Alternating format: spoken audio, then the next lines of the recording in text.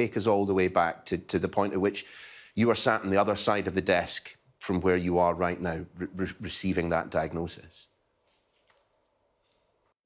So it was actually during my colonoscopy that they push in a little bit of sedation so that you should relax, and you lie back, and I glanced at the television screen and saw something that was very, very clearly abnormal. And I turned around and looked at the surgeon and basically, what's that? And as his eyes came up to mine, I knew.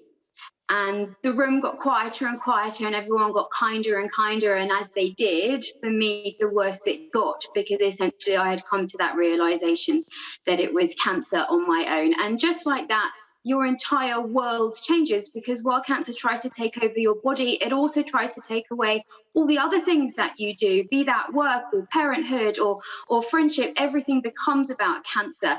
And it was really important to me to be able to hold on to something. And for me, that's always been, and I know it's a cliche to say that you're a doctor because you want to help people, but for me, that was always sort of presiding aim. What I puzzle over, Philippa, is whether or not you being a doctor made things better or worse. Obviously, you were immediately able to identify something as abnormal, which most of us would not be able to do. But did your knowledge of oncology, did your knowledge of bowel cancer, I mean, did that make you feel even worse than you presumably were, or did it at least allow you the ability to know what your doctor was talking about in terms of treatment plans? So there are pros and cons. So I understand medicalese, I understand the medical language, and I feel comforted when people use that because that's my language. So there are pros, but there are real cons in that whilst I always believe knowledge is power, doctors are taught to think about the next steps. What happens if this doesn't work? What happens if that doesn't work? And so I've been in intensive care with things going wrong, and some part of my brain is still thinking in a very medical way, someone better come in and give me an infusion of this drug or that drug. And that fights with the patient who is just simply scared. And so there are pros and cons, but I think that also it's affected me how I am as a doctor. And that's because I realize now more than ever that not everything can be fixed, and that's okay. So doctors always try to fix, even if it's just with ourselves, come back and see me next week. And actually what patients often need is just somebody to sit with them and say, that's really tough and I'm here. Because we can do tough things, it's easier to do them when we feel supported and not alone.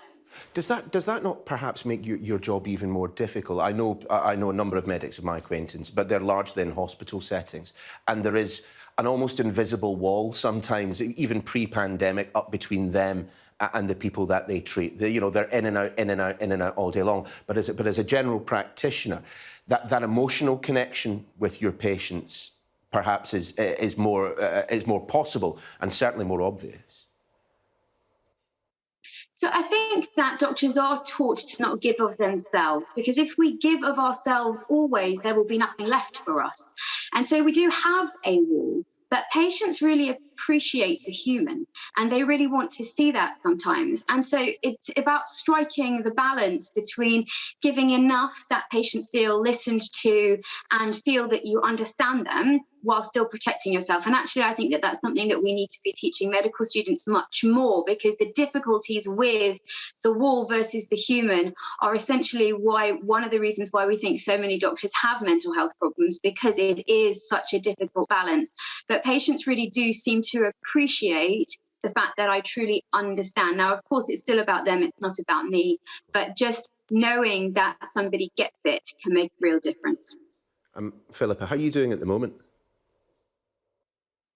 So I had a whopping surgery in the pandemic in September, and at the end of that, I was told, thankfully, that I am cancer-free.